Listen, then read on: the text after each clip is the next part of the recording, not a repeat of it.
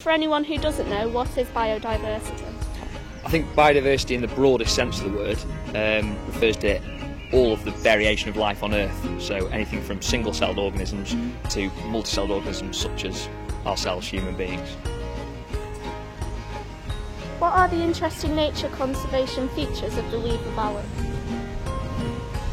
I think certainly one of the interesting features is the ancient woodland you get often in a lot of the river valleys. Because it's steep-sided clough woodland, that land's not been deemed appropriate for agricultural production. Consequently, those areas haven't been turned over to agriculture, and they've been left. You've got really nice areas of woodland. But I think probably the most interesting feature of the Weaver Valley is some of the areas of grassland which are developed from the old lime beds.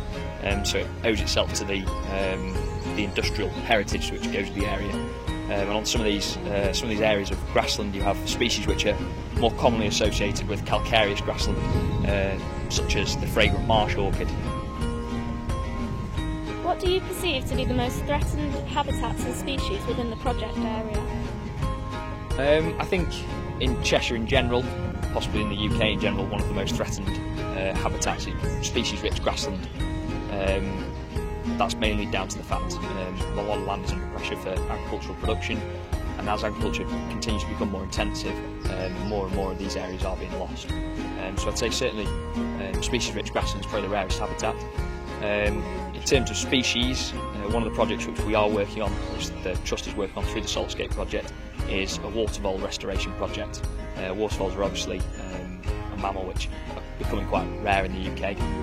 They live along slow-flowing drainage ditches or along riverbanks, and throughout this project what we're hoping to do is we're hoping to link these areas up where we know we've got known watervole populations, and we've got suitable areas of habitat, but in between we've got areas of the river channel which have been quite severely engineered in the past.